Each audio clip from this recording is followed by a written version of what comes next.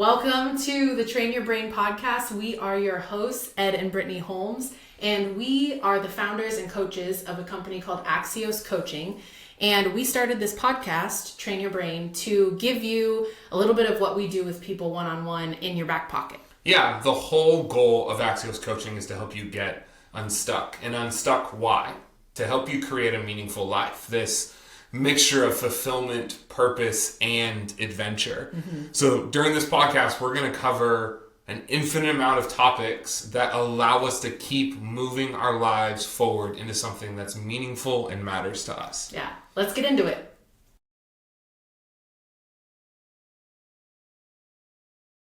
Hello, we are back with you today, Ed and Britney, as if you didn't know that already. We're going to talk about space today, creating space. The final frontier. The final frontier. These are the Voyagers. I literally, as soon as you said space, I clicked into that. Huge Star Trek nerd. Yeah. Well, for surezies. Average Star Trek nerd. You grew up watching it. Yeah. Yeah, on VHS tapes. Yeah, my dad recorded all of them. It's like a time capsule. I remember with all the commercials and everything. Yeah, one of the first ones he recorded had the original Toyota Corolla ad. Like it was introducing brand new Toyota Corolla. That's wild. Yeah. That's fun. The reason we want to talk about space is we feel like it's something we're learning. Like this is something big lesson for us. Big lesson that God's been bringing to us is here's the punchline at the beginning, and we'll reverse engineer from there. We will. I never want to go into the next level without space. Yeah, because my life, and especially a life of growth, is never shrinking. No. It's always expanding. Yeah. So if I am in a season where I'm frustrated where I'm at, and I also don't have any space, you know what I can't sustain? Any growth. Yeah. Because there's no space for me to grow into. Well, and if I do end up operationally, like on the doing side, take on more responsibility, step into more authority, then, and I don't have space, now I'm prime for burnout. Yeah. 100%. Right? Yeah. So the analogy we continue to come back to when we teach on this and the podcast is we're running on the hamster wheel. Yep. Right? And if we're going to continue the loose hamster wheel analogy, all analogies eventually break down, is the next level is going faster. Right. So I'm running faster. Here's the thing with the hamster wheel is every step I run faster, the speed of the wheel increases as well. Right. And eventually I can't keep up with the pace and I get flung off. So our aim and what we're learning right now in a few, like some categories that make sense, like our time and finances. Yeah. In other categories that we didn't expect to feel this level of impact, like in our physical space, right? Like in purging of things, which is like we've always, I think, since we've been together, we have, especially since moving into this house, we've had this sentiment of like we want to have emptier closets and have less stuff, but then feeling the tangible impact, which I know we'll get into this further, of as we've been actively purging and how mentally and emotionally that creates more space. Like why and how does that happen? Yeah. So we have some categories of space that we want to talk about. In no way is this all inclusive. And it's very live. Honestly, this podcast is a gift for us.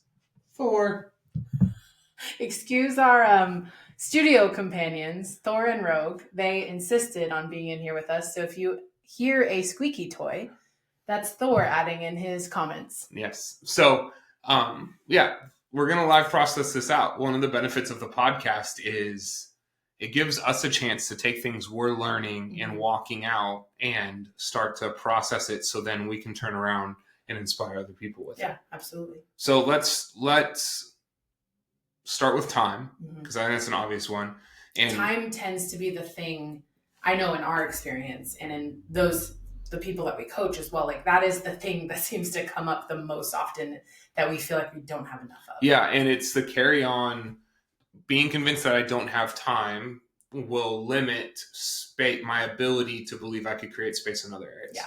Because if I don't have time, then I don't have time to purge. I don't have time to focus on myself. I don't have time to meal prep. I don't have time to work out. To I don't sleep. have time to date night for, my significant other.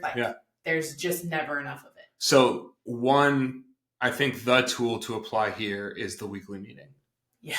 Oh my gosh. Like there's so many other things that we can talk through about time, and that can be its own podcast. But a practical application for how to create space. And how to create space is a weekly meeting. Yeah. Because by having we call it a weekly check-in, by having that allows us to get ahead of the time.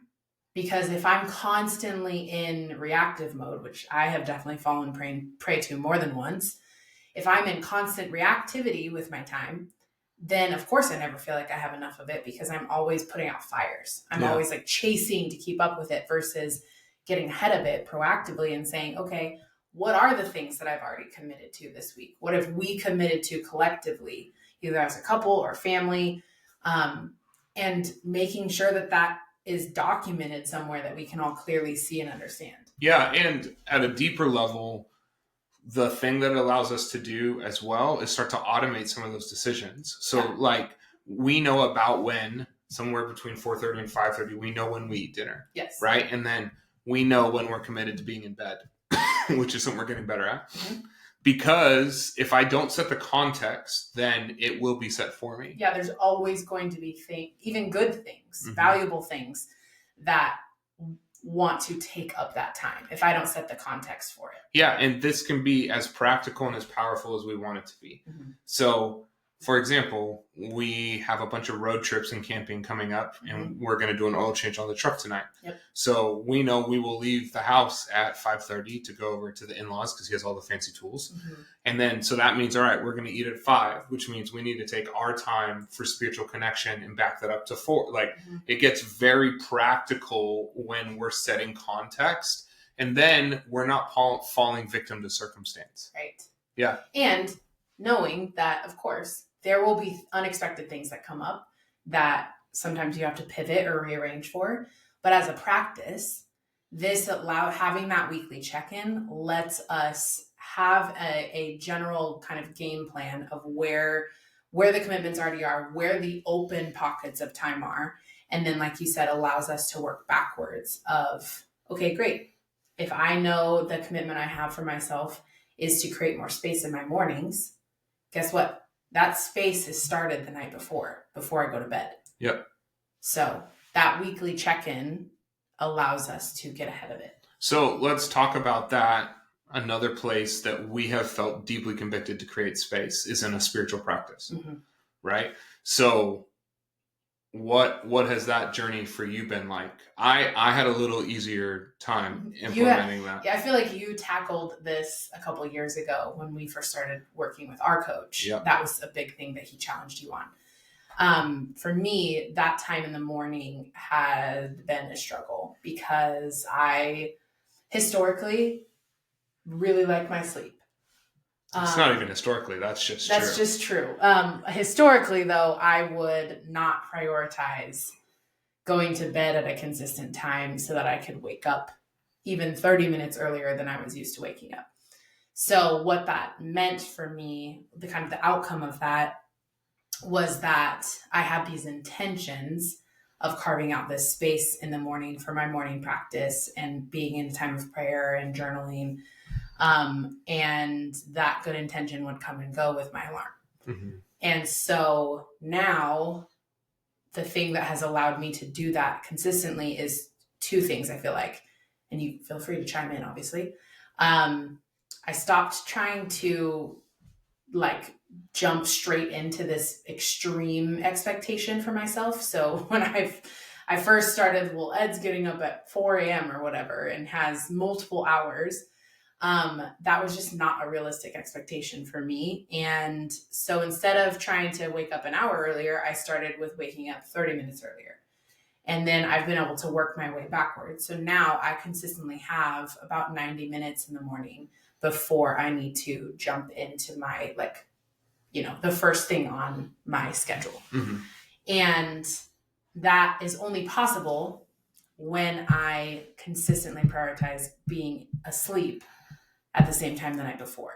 So those are really the two things, is like having that realistic expectation about the time domain that you're giving yourself and working backwards. And when I know I have found for myself, when I am consistent with that morning time, as much as my brain tells me that I'm wasting time, right, I'm actually more productive throughout the day because I'm setting context. 100%. Yeah, that is the thing that has taken me most by surprise as I've implemented this consistently in that morning practice. Is I come into my day so much more centered, and like before I was coming in with this frantic like scarcity energy because I'm waking up feeling like, man, I've got so much to get done today. Well, and waking up rushed, like right, not a lot of time. It's funny, we were literally just talking to a couple that we coach about this very thing and sharing about this, like it's that frantic scarcity energy starts the moment that we wake up, if we allow it.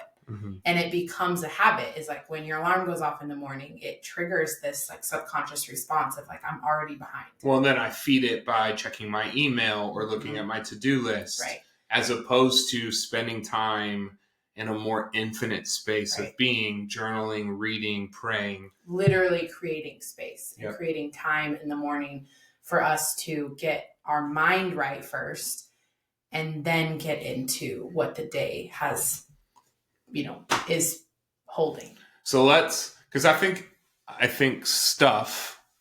creating space with our stuff will tie into finances. Absolutely. Yeah. So let's talk about what we're learning with creating space with our stuff. Yeah. I mean, that was a huge, that specifically has been something you have felt convicted about for years. And so it's a conversation we had been having, and it's like we had been doing spurts of it, but never really consistently like taking it fully all the way through. Well, and not just in the purging of things, but in the high intention of the things that we purchased to bring into our house. Right. Yeah. Because we'd have seasons where we would purge stuff and take stuff to Goodwill or sell it or give it away. And then the closets would be filled again because we would refill the empty space. Right. Well, and I think it's interesting, the realization that happens because one of our numbing mechanisms for a long time was purchasing. Like, especially once we had really gotten a handle, I guess, on numbing so much with food. Not that it never rears its head, but then it moved into purchasing. And so even we were literally putting ourselves on the hamster wheel with the stuff because we'd be like purging and feeling like we're taking ground, but then we're adding stuff right back in, and usually even more stuff than what we just purged. So now we have a rule.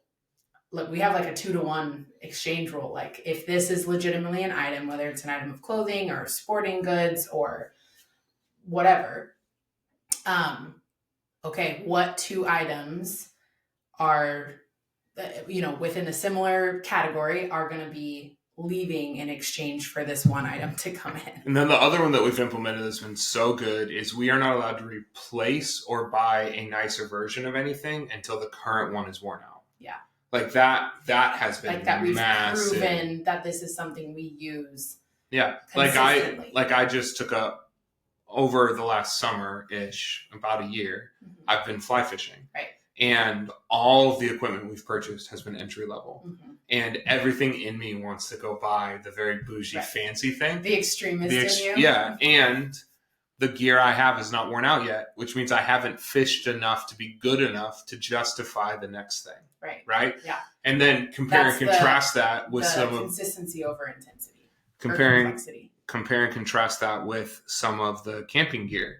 Where we have legitimately been hiking, camping, overlanding enough that it is time to upgrade our equipment. Right. And we're upgrading with higher quality equipment than what we bought in at. We just did that. Like the last year, has it been over a year that we had our initial tent overlanding camp being set up with a shorter pair of bars that go on the back of our truck that the tent sits on top of.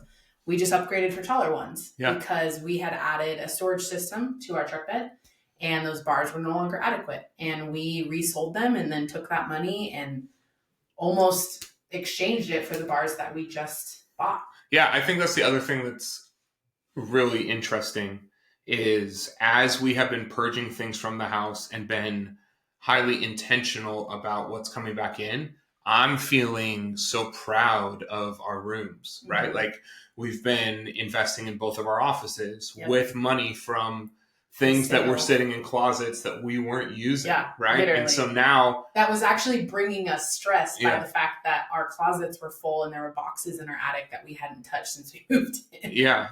I remember reading this somewhere, and I can't remember who, but they were advocating for the thought that every item in my home holds a piece of my soul.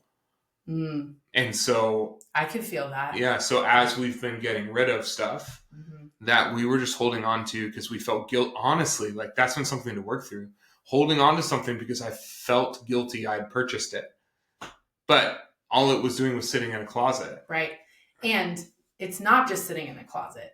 It's taking up space. In the closet and in my mind. Yeah. Which doesn't, you say it and you think, I don't know. And then you experience it and it's like, holy cow, this is so true. Like there's spaces in our home that had previously brought us so much stress and this feeling of guilt because we like hadn't taken ground in it, like the garage. And now it's become this place where we have our adventure corner and we have our gear that's organized and like ready to go. And we're taking care of the things that we have held on to. And it really changes something. It's wild. Yeah. One last category is coming up for me, and then we're almost to our time. Mm-hmm. What's it look like to create space emotionally? Yeah, I think for me, I know the times when I am consistently making space in my schedule to take breaks. Like it's weird how time, for me at least, I don't want to say this is true for everyone, but I feel like it's pretty universal. When I'm creating space consistently in my time, in my schedule, the way that refills, we use this analogy often of thinking about our energy, like our emotional energy, what we have to give out during the day is like a water jug, right? If you think of one of those like big military water jugs with like a spigot at the bottom. Everything in our life is pulling our energy and our emotions. It's just a part of life, right? And so higher demand seasons, regardless of what the cause of that is, that spigot is open up way further, right? And so I have come to realize if I am not doing the consistent things that are creating time for me to refill that emotional water jug like that, and I know it can seem like energy and emotions are different things, but they really go hand in hand. Well, it's a quadrant of energy. Yeah. Yes. 100%. So if I am not creating space in my schedule to be refilling, not just daily, it's like not just the morning practice, that's a huge part of it, but also throughout the day where I'm doing things that are dumping water back into the top of that tank to replenish what is being pulled out of it, then it won't matter the time management hacks that I have, the planner that I have, the good intentions that I have, because emotionally, there's nothing in my tank. And so for me, even 5-minute breaks throughout my workday where I'm literally set it, like I have a timer, this is something I am still consistently getting better at. I have a timer that sits on my desk where I work for 45 minutes and then I take a 10 to 15 minute break. And it's in those 10 to 15 minutes where I'm doing something that like brings me inspiration. I'm either sitting down reading this book of poems that's been really inspiring me, or looking at some photography that I've taken recently, or whatever it is, going outside and breathing for 2 minutes in the fresh like sunshine. All of that are things that are pouring water back into the top of my like water jug of energy and emotional capacity. Yeah. The two that are coming up for me is processing stuff in the moment. Mm-hmm. So not stuffing, which is a big part of that space. Right. Which we talked about in an entire episode. And then the second one is forgiveness. I think forgiveness clutters spaces in our lives and in our energy that we don't realize. Yeah. Unforgiveness, not just of other people. Yeah. And of myself, mostly right? Of myself. Yeah. I place no blame on anyone or anything, including past versions of myself. Yeah. Yeah. So we had a conversation. We had a conversation with someone last night that was really impactful on my coming up years. Yeah. And it was really healing. Mm-hmm. It was really healing. And so, like, when I feel myself, man, it's time to step up. It's a great, like, I promise you, you will not regret making space. Mm-mm. Because I never want, well, it is not helpful to step into a new season with no room to explore and grow. Mm-hmm. So here's a practical analogy to end. Mm-hmm. As we are reaching child rearing age, I think we're firmly in child rearing age. Yeah. I had someone ask me the other day, why do you get up so early? You don't have kids, you don't have to. And I said, I'm preparing for it. Mm-hmm. So like creating the space. I have been creating a schedule. I've been creating a schedule for me, and you have been loosely for you, mm-hmm. where when we add a kid into that, I'm up before the kid will be up. Mm-hmm. And then we're going to bed around the time the kid will be going to bed. Yeah. Right. And we know how, because of like how I work out and you work out, how we're working, there's rhythms that allow, like, it is feasible to think that we could step into that new season. Right. With so many unknowns and a bunch of hypotheses, right? Like we have no idea. And loosely from what I've observed of our friends that have kids, we're getting like, this would make sense, right? Mm-hmm. So ask the question, if I was to have the schedule and the demands that I've been dreaming about at the next level. Right. If it's the promotion or adding a kid to your family or whatever. Relationship, whatever. Getting married. Yeah. More business for your business. If I had that demand on my life, would there be space for it? Yeah. And if the answer is no, or I don't know, there's an opportunity for growth. Yeah. I feel like this would be a good challenge for people. So you've heard a bit about our story with the food changes we've made, right? So I've done my fair share of what are called elimination diets.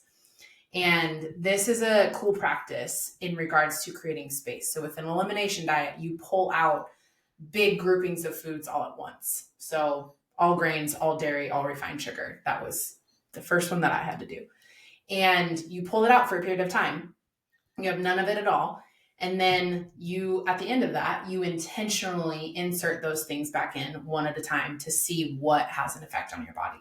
And this is a really cool strategy for figuring out what are the things that are having the most impact on this feeling of not having enough space in your life.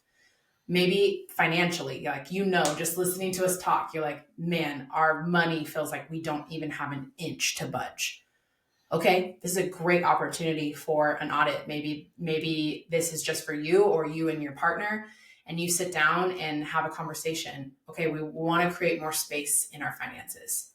Let's make a list of all the expenses we have. What's actually the most, like the actual necessary expenses, and then the rest, can we just cut for a season and see what we actually miss? Like, see what's actually missing from our world. Yeah, a great analogy in the genre of time is we cut TV out. Yeah. And then we told ourselves, all right, we'll add it back in with just one show a night. Mm-hmm. And it quickly was yet again not one show a night. Right. And so we now have data that the TV can't be used during the week. Yeah. We don't use Monday it during through Friday. We just don't watch TV. Yeah. And that was the benefit of the elimination diet. And our evenings have become exponentially more productive. We have more time during the day. Yep. Yeah. So that's a brilliant thing. In the genre, you're looking to find space. What are the absolute necessities? Yep. And then cut everything below that line. Yeah. And it's not, if this freaks you out, it's not forever. Oh, I can never buy another piece of clothing because it's not necessary. No, this is for a period of time for you to really get a feel for space. Because most of the time, when I'm purchasing, binging, scrolling, whatever, what I really want is space. Yeah. But those things shrink me, actually. Mm-hmm. Yeah. Yeah. So Speaking of space, I have a large space in my stomach for For lunch. meals, Yes. for food. Yes. So we're going to wrap up with that today. We would love to hear from you. If there's a question you have about this concept we talked about today, reach out to us. You can send us an email at info@axioswellness.com. And we are excited to see you again next week. If you haven't done so already, please subscribe to our podcast so that you get notified when we release new episodes. We'll see you next week.